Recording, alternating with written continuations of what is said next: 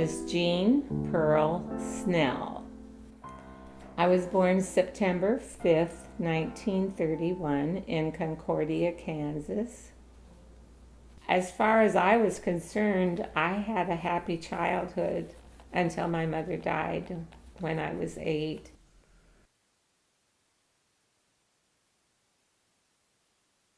I think she was 28 when I was born. Okay. And my brother is 3 years older, or was 3 years older. Somewhere along the way, I heard that she was like a servant, a maid for a rich family in one of the bigger cities. I'm sure she wasn't that educated, but somehow, I never said she could sew. I've always said she was a seamstress because two of my aunts told me the story that one of them wanted an evening gown made a certain way, and they said that my mother took a gown that one of them had, and she actually took it apart, and there were 28 pieces of material, and she took the 28 pieces of material and made the gown that they wanted exactly like they wanted it, with no pattern or whatever. So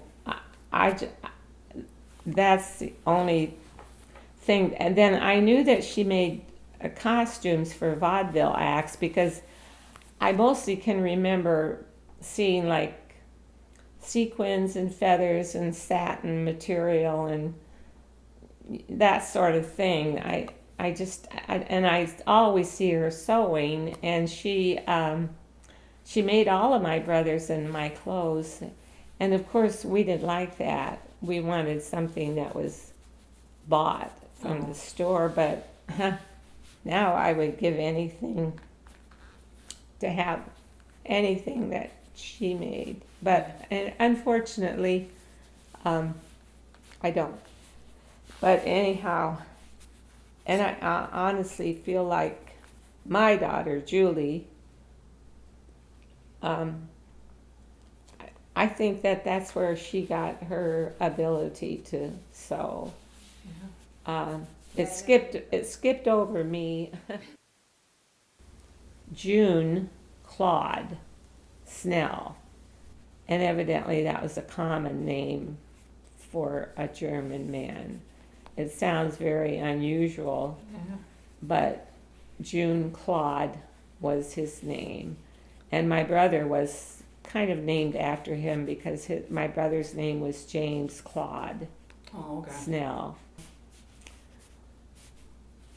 A father or a dad wasn't part of my life, and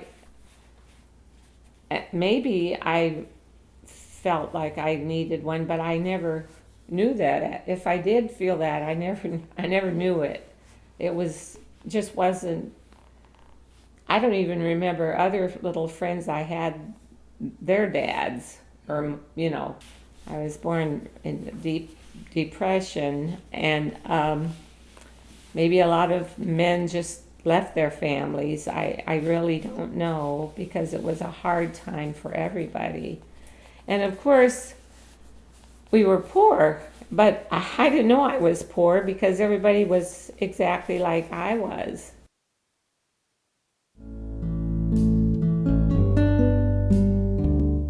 This was the early 30s, and it was sort of like our gang comedy.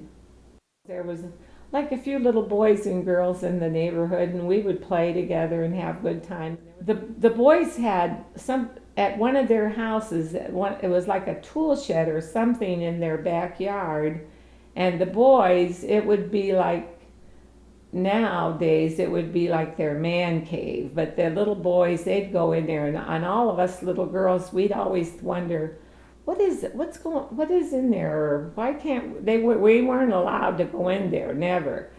But this one day, the door was standing wide open, otherwise they'd keep it closed and we knew we couldn't go in, but the door was standing wide open, so I don't know, there were 3 or 4 of us little girls, and so we went in. Well, the minute we went in, the boys, they had set it all up and they slammed the door on us, and then they wouldn't let us out. And then we were yelling and screaming at them to let us out, and it was dark, and it was like an old tool shed or something. I really don't remember, but we just didn't know what to do. And there was I didn't tell you this part, but it was called a hand hatchet or an axe. It just had a small handle on it. And so I saw it laying there, and I got it, and I forced the door open with it. And the boys, they had been out there laughing and joking and having such a good time because they had captured us. But when I forced the door open, they all ran.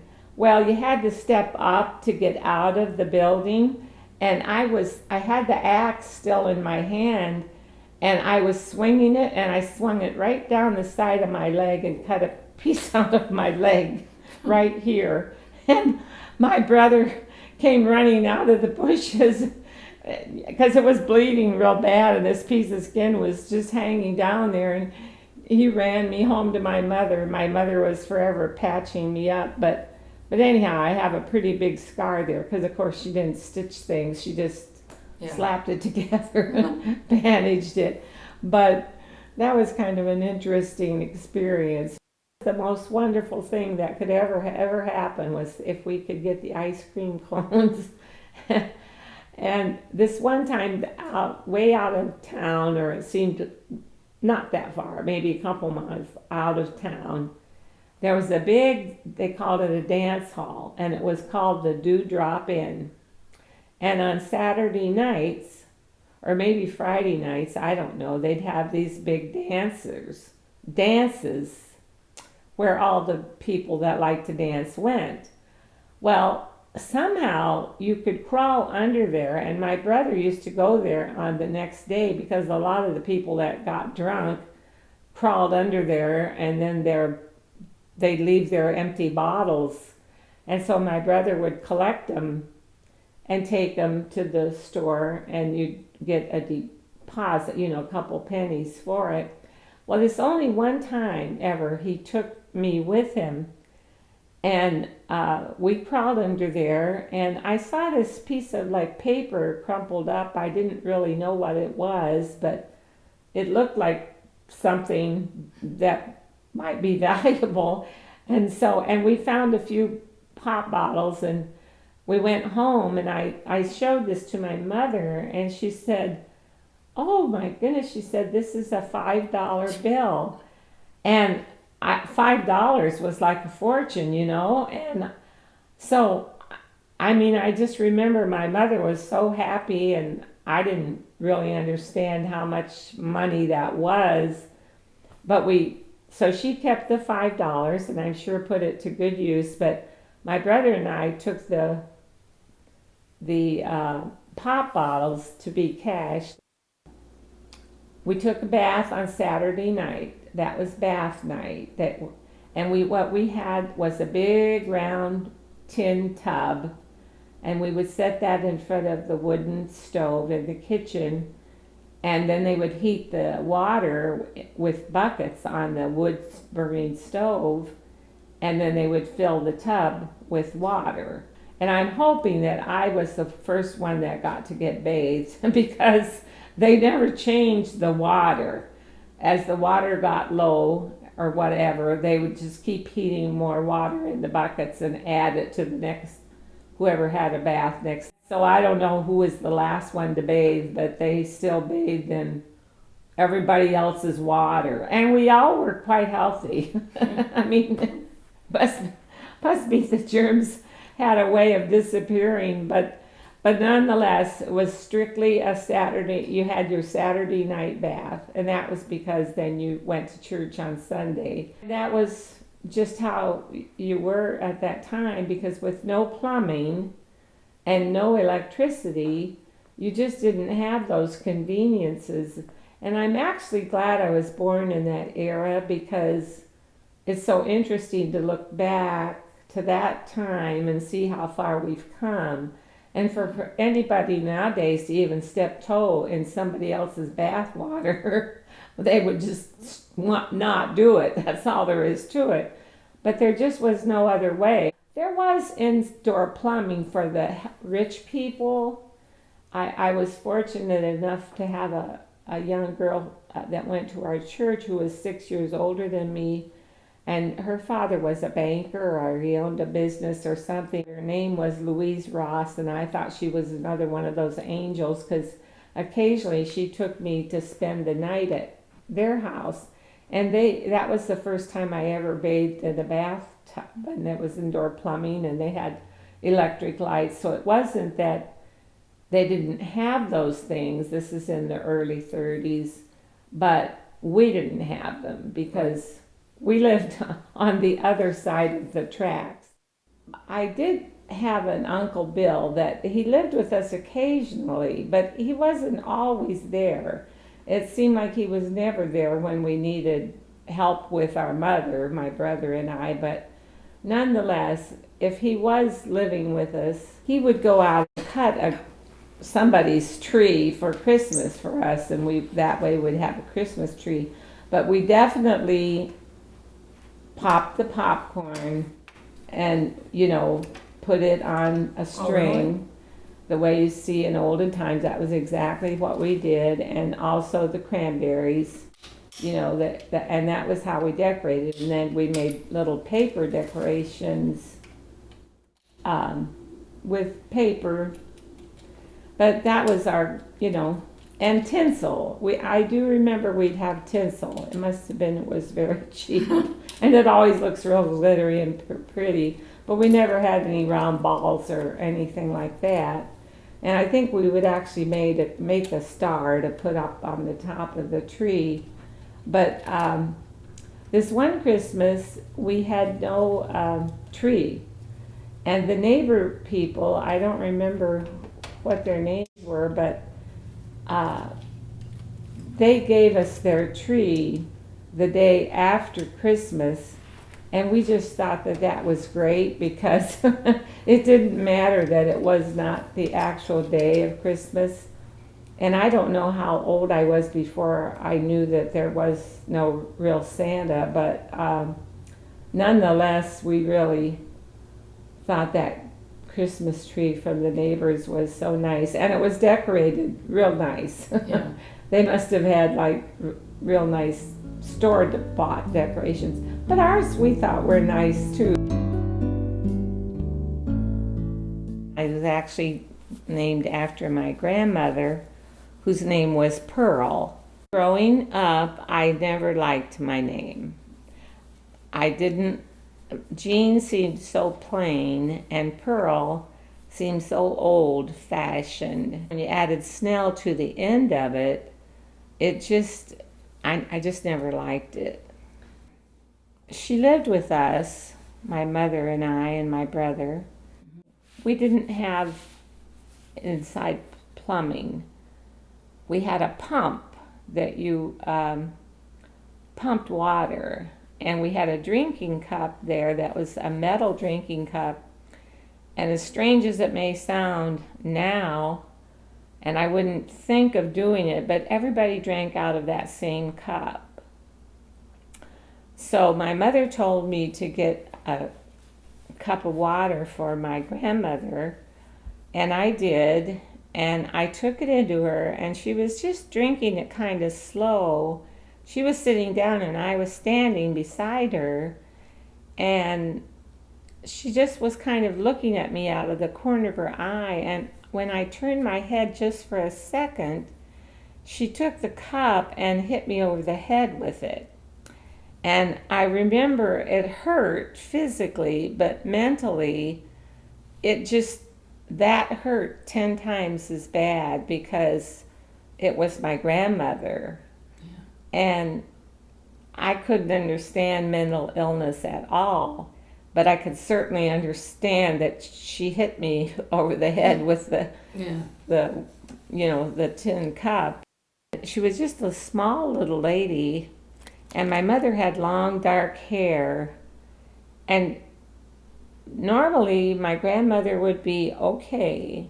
I don't know anything about her early years because I was just small when she was living with us, but she had the ability to get her hands wound around my mother's hair and pull my mother right down to the floor, and then she could sit on her, and my mother hands would be caught behind her back and she wouldn't be able to help herself up, and my brother and I would have to run to the neighbors and have them come and help get my grandmother off of my mother.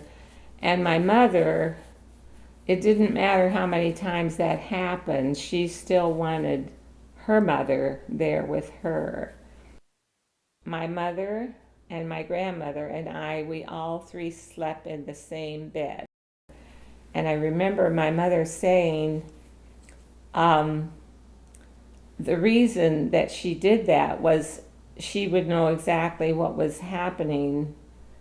If my grandmother woke up, she would be able to hear her or know that she was, waking up, as opposed to her being in the other room and then not knowing if she would get out of the house or get away or something.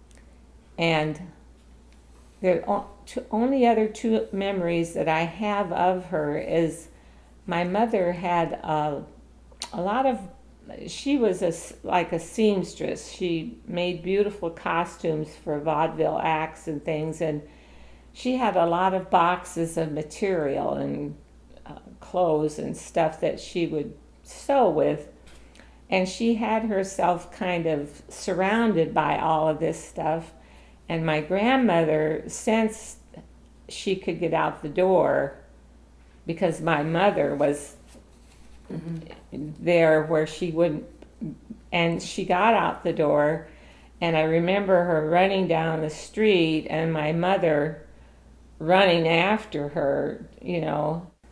One day a big black car came and they took my grandmother away. I can see it as plain as could be, and there were, seemed like several men, I don't know, because the neighbors knew that she'd have these violent spells, and like I say, sometimes she would be perfectly fine, but you never knew. They took her to at that time they called it the insane asylum, and it was in Topeka, Kansas, and I'm sure that the neighbors probably felt that they should do that, So they because my probably mother did never want to let her go. And we would go to Topeka, and my mother would go in to see my grandmother, but of course they wouldn't allow children in. So my brother and I, we would just wave at her from, she was up on the second floor or something, and we could wave at her. So she wasn't your usual grandmother.